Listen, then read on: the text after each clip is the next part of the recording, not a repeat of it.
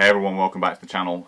This video is going to be something I wanted to do for an awful long time. Oil paints on miniatures.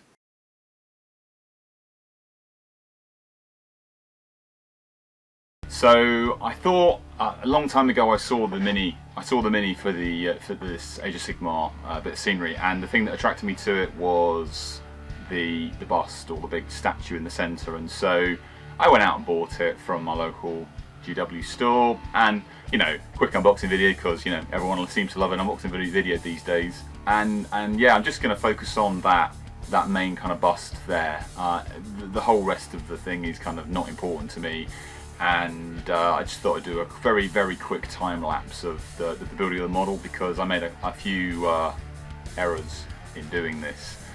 Everything was going absolutely swimmingly, and I decided I'm going to keep everything separate. It's all good, you know, paint things separately, glue it together. And then I seemed to make an absolutely spectacular when it came to the hammer, and somehow I managed to cut the top of the hammer off, the locating pins for the top and the shaft of the hammer, and I had to pin and drill and that whole deal. So, you know, oops. Anyway, short interlude later, after I'd worked out everything that was going on with it, I think I basically get together. I'm using liquid green stuff to fill the gaps. I'm not the biggest fan of liquid green stuff, but it was all I could get at the time. I'd love to know people's opinions on the different fillers that are available, because they're a bit, you know, whatever. So on to the oil paints. And I'm starting out here with really simple, cheap oil paints. Before anyone makes any horrific comment, I know I can get a lot better oil paints here, but I thought, you know, I've never done this before. I probably want to be dealing with basic stuff.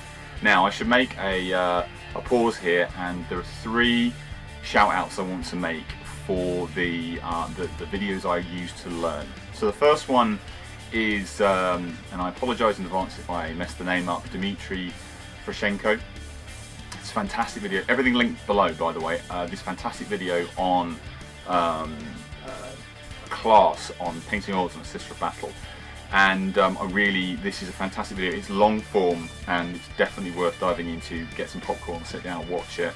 The next video, Venturella, who is an absolute god of all of these sorts of hobby cheating videos, and I thoroughly recommend you go and watch everything that he does. He actually was the first person that piqued my interest in the oil stuff, and he has this video from a couple of years ago, I think, where he's showing the basics of blending on it, on like a demon miniature, and that's absolutely brilliant.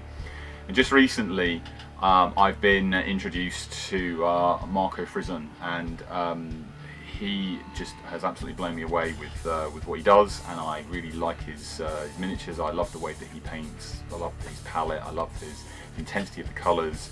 Whole other digression into the Chimera stuff, which I will be investigating. But anyway, please go check out these 3 videos. There are many others, but these 3 videos are the ones that I used as a kind of a primer. So for this video I'm going to be focusing primarily on one piece. So you can see I primed the main statue, and I'm just playing around here, and you can see I've been experimenting a little bit with the oils and whatnot, and I found that after a week of playing with them they still hadn't dried, and so I was using this liquid accelerator that Winsor & Newton. You can see here, depending on the thickness of the paint on the palette, it was either drying or kind of staying a bit squidgy up to 24 hours. So I felt after I was using the liquid, even with some of the, you can see I'm using the Griffith Alkyd paint, which has actually got an accelerator built into it,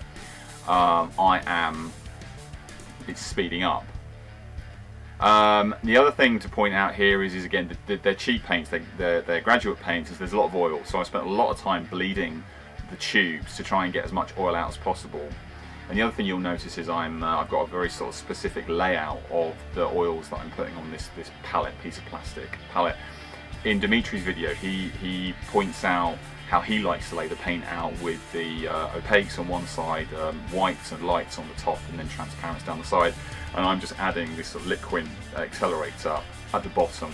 And I quite like that kind of approach in keeping your palette sort of ordered, and so I've definitely adopted that from Dimitri's learning. Maybe not quite as exact as his, and clearly not using the same quality of paints. Really, he's got a fantastic range of things that he goes and talks about. Anyway, so really this is just a case of me building up the colours I'm going to start off with the NMM. for the golds, and I quite like they're different in terms of obviously different shades, but because they're the pure kind of pigments, the ochre, the burnt umber, I think this is lamp black I'm using. It's quite radically different way of acrylic painting, and you know, Marko points out in one of his videos about the whole blends that we as a miniature painters using acrylic paints are quite used to. And actually this is going back to almost pure pigment. I know some of these are blends, but most of them are pure pigments. And I really like that kind of approach, and I think I might, again, go down that route. Anyway, so I'm using the blocking method. Again, watching Dimitri's video, it's quite clear that, you know, you want to block out the colour, and then it's like a wet blending technique, sort of, where you block down the colour and then you blend the two together. It's very similar to the kind of approach I take with my current acrylic NMM workflow, where I block stuff out and then I kind of use a mid-tone to blend the two together.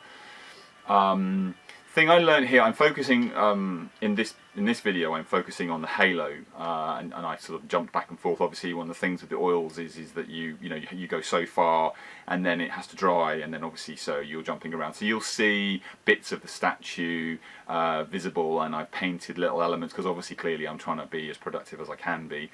But the ease of the blend was phenomenal to me. You know, lay the blocks down and just get a dry non-wet brush, you know, not a dry brush, not dry brushing, but a dry brush, to then just blend the two together. And I'm using Rosemary & Co acrylic brushes for this.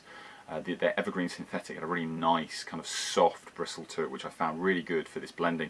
And the ease of the blends was phenomenal. It was absolutely incredible how you just put the blocks down and just very quickly blend between the two. And you can sort of see here, I've sped the video up obviously, but you can see how quickly I'm just adding the colour and it's just going down. And the other thing to note here is I'm still playing around with camera angles. I think I've gravitated to this top-down view, so, you know, apologies for camera switching, but you know, but you can just see here how easy the blends are, going back in, adding a little bit of the light or the whites, and just blending back. Obviously, I've had to wait for things to dry. I found very much if I rushed it, even if I'm trying to do this edge highlighting that you see here, because it would just if I push too hard with the brush, it would just auto blend back into the background. So it's very definite that you do a bit and then you leave it, and then you do another bit and then you leave it. And Dimitry points that out in his video as well, about this sort of doing and then getting it to a stage and then completely leaving it, and then once you're happy with that, then you go on to the kind of highlighting stage. So I found it sort of liberating in one sense and immensely frustrating in another sense, where, you know, you kind of get as far as you think, oh, I'm on a roll here, and then you realise, oh, I have to totally stop because the thing is completely wet and it's not going to be dry for anything up to 24 or possibly even 48 hours, depending on how heavy you've been with the paint. Some of the other elements, and you sort of see just to the top of this picture, I've kind of accelerated into the statue, and you can see like the blues on that. I had to wait quite a long time for that to dry because the paint was clearly thicker. So ironically, this is the perfect medium for someone like me who likes to have a lot on the go at once, because I can do a bit and then I just leave it, and then I come back and I do a bit more and then I leave it. Who knew, right? So I really encourage people to have a go at it. I found it, you know, this is the first time I've ever done it, and I think it really kind of works. So yeah, thank you for watching. If you like the video, thumbs up and ring the bell, you know, subscribe and all those good things would be immensely, you know, gratifying and helpful to me. If you didn't like the video, I really thank you for listening for as long as you have, and I'd really like to hear people's comments on what they think and whether they've ever considered trying oil painting before. So with that, see you in the next video.